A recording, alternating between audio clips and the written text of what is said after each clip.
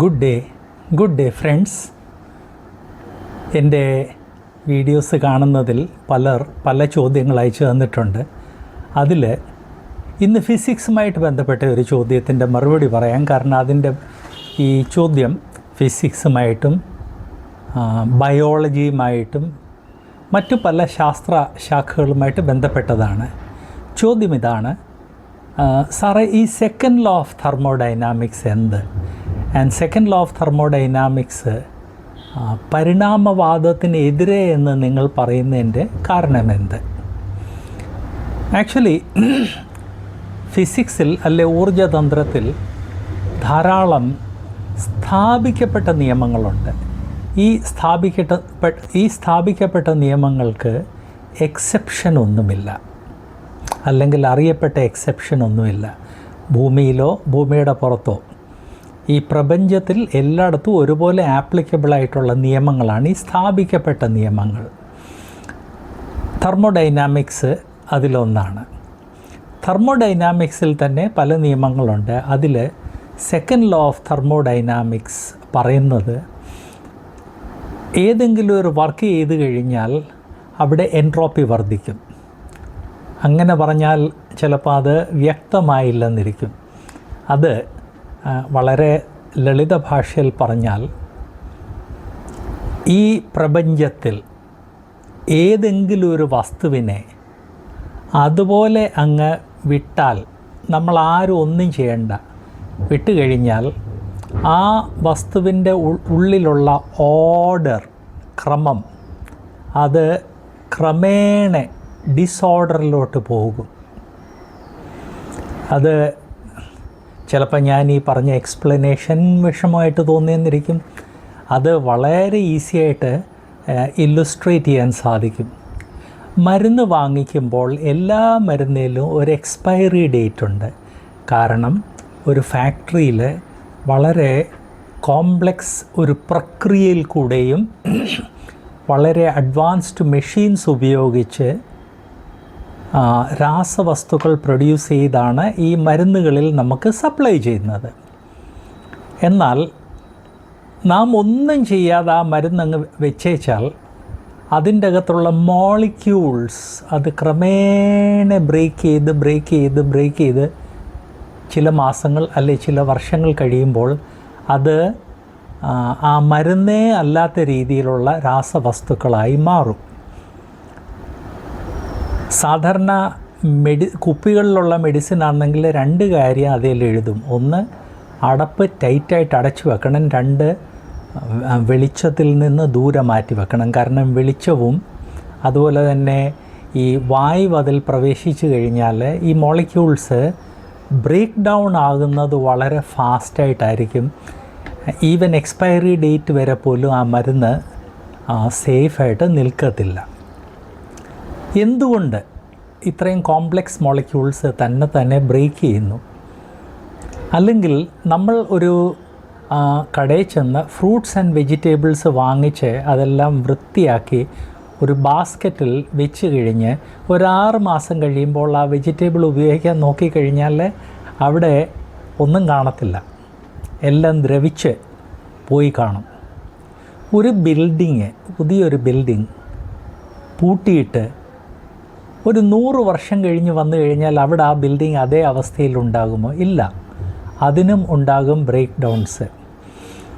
പ്രപഞ്ചത്തിൽ നടക്കുന്ന ഈ തന്നെത്താനെ ബ്രേക്ക് ഡൗൺ ചെയ്യുന്ന പ്രക്രിയ, അത് തെർമോഡൈനാമിക്സിൻ്റെ രണ്ടാമത്തെ നിയമത്തിനനുസരിച്ചാണ്. രണ്ടാമത്തെ നിയമം പറയുന്നത് പ്രപഞ്ചത്തിൽ ഏതെങ്കിലും ഒരു വസ്തുവിനെ അത് അങ്ങനെ തന്നെ നമ്മളങ്ങ് വിട്ടേച്ചാൽ ആ വസ്തു ക്രമേണ ബ്രേക്ക് ഡൗണായി അത് അതിൻ്റെ മൂല അവസ്ഥയിൽ ഇല്ലാതെയാകും. ഈ സെക്കൻഡ് ലോ ഓഫ് തെർമോഡൈനാമിക്സ് വളരെ വ്യക്തമായിട്ട് പറയുന്നത് ഈ പ്രപഞ്ചത്തിൽ ഏതെങ്കിലും രീതിയിലുള്ള കോംപ്ലക്സ് ഓർഡർ വേണമെങ്കിൽ തന്നെ ഉണ്ടാകത്തില്ല. അത് ഈ കോംപ്ലക്സ് ഓർഡർ എങ്ങനെ ഉണ്ടാകും എന്ന് മനസ്സിലാക്കിയ ഒരു വ്യക്തിയോ അല്ലെങ്കിൽ ഒരു ഫാക്ടറിയോ അല്ലെങ്കിൽ ആർട്ടിഫിഷ്യൽ ഇൻ്റലിജൻസ് ഉള്ള ഒരു മെഷീനോ ആ വസ്തുക്കളെ എടുത്ത് സംയോജിപ്പിച്ച് ആ കോംപ്ലക്സ് ഓർഡർ പ്രൊഡ്യൂസ് ചെയ്യണം.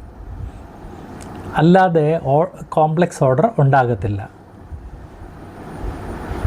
ഈ സെക്കൻഡ് ലോ ഓഫ് തെർമോഡൈനാമിക്സ് എല്ലായിടത്തും, ഈ പ്രപഞ്ചത്തിൽ എല്ലായിടത്തും ആപ്ലിക്കബിളാണ്. ലീവ്, ഇംഗ്ലീഷിൽ പറഞ്ഞാൽ leave things to themselves they will break down. അതിൻ്റെ ഓപ്പോസിറ്റ് നാം ഒരിക്കലും കണ്ടിട്ടില്ല. കുറച്ച് പൊറോട്ട ഒരു കൊട്ടയ്ക്കകത്ത് വിട്ടിട്ട് പോയാൽ കുറേ ആഴ്ചകൾ കഴിയുമ്പോൾ അത് പൂത്തിരിക്കും, അത് പ്രയോജനരഹിതമായി തീരും. കുറച്ച് പൂത്ത പൊറോട്ട ഒരു കൊട്ടയ്ക്കകത്ത് വെച്ച് കഴിഞ്ഞാൽ കുറേ ആഴ്ചകൾ കഴിയുമ്പോൾ, അല്ലെ കുറേ മാസങ്ങൾ കഴിയുമ്പോൾ, അല്ലെ കുറേ വർഷങ്ങൾ കഴിയുമ്പോൾ അത് നല്ല പൊറോട്ടയായിട്ട് മാറത്തില്ല. Second law of thermodynamics. അപ്പോൾ ഈ നിയമത്തിനനുസരിച്ച് ഈ പ്രപഞ്ചത്തിൽ തന്നെത്താനെ ഓർഡർ ഉണ്ടാകുക അത് അസംഭവമാണ്. It is impossible. തന്നെത്താനെ ഉള്ള ഓർഡർ അത് ഇല്ലാതെയാകുകയാണ്. ഇത് പരിണാമവാദത്തിന് ഏറ്റവും വലിയൊരു തലവേദന ആയിരിക്കുന്ന നിയമമാണ്. പരിണാമവാദികൾ അങ്ങനെ നിയമം ഇല്ലായിരുന്നെങ്കിൽ നല്ലതായിരുന്നേനെന്ന് ആഗ്രഹിക്കുന്നു. എന്നാൽ ഇത് പ്രപഞ്ചത്തിൻ്റെ ഒരു ഫണ്ടമെൻ്റൽ നിയമമാണ് സെക്കൻഡ് ലോ ഓഫ് തെർമോഡൈനാമിക്സ്. സാധാരണ പരിണാമവാദം വിശ്വസിക്കുന്ന ആളുകൾ പറയുന്നത് ആറ്റംസ് സംയോജിച്ച് മോളിക്യൂൾസ് സംയോജിച്ച് വലിയ അതിവിശാലമായ മോളിക്യൂൾസായി, അതിൻ്റെ സംയോജനം കൊണ്ട് ഹോർമോൺസ് ഉണ്ടായി, എൻസൈംസ് ഉണ്ടായി, മറ്റ് പല രീതിയിലുള്ള കെമിക്കൽസ് ഉണ്ടായി. അതെല്ലാം താനെ സംയോജിച്ച് കുറേ കൂടെ വലിയ സ്ട്രക്ചേഴ്സ് ഉണ്ടായി. ഈ സ്ട്രക്ചേഴ്സ് പരസ്പരം സംയോജിച്ച് താനെ ആദ്യത്തെ ജീവനുള്ള കോശം അല്ലെങ്കിൽ സെൽ ആയി മാറി. എന്നാൽ ഇത് പ്രപഞ്ചത്തിൻ്റെ ഏറ്റവും ഫണ്ടമെൻ്റൽ, ഏറ്റവും അടിസ്ഥാനപരമായ നിയമം സെക്കൻഡ് ലോ ഓഫ് തെർമോഡൈനാമിക്സിനനുസരിച്ച് ഇത് അസാധ്യമാണ്. ആറ്റംസ് തന്നെത്താനെ മോളിക്യൂൾസായി മാറത്തില്ല.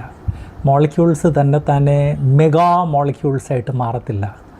മെഗാ മോളിക്യൂൾസ് തന്നെത്താനെ എൻസൈംസായിട്ടോ മറ്റ് അതിനേക്കാൾ കോംപ്ലക്സ് രാസവസ്തുക്കളായിട്ട് മാറത്തില്ല. ഇവയെല്ലാം കൂടെ ചേർന്ന് ജീൻസ് അല്ലെങ്കിൽ DNA ആയിട്ട് മാറത്തില്ല. DNA എന്ന് പറഞ്ഞു കഴിഞ്ഞാൽ അത് ഒരു ജീവനുള്ള കോശം അതെങ്ങനെ വർക്ക് ചെയ്യണം, അതിൻ്റെ കംപ്ലീറ്റ് ഇൻഫോർമേഷൻ അതിലുണ്ട്. ഇതൊന്നും തന്നെത്താനെ ഉണ്ടാകത്തില്ലെന്നുള്ളതാണ് സെക്കൻഡ് ലോ ഓഫ് തെർമോഡൈനാമിക്സ്.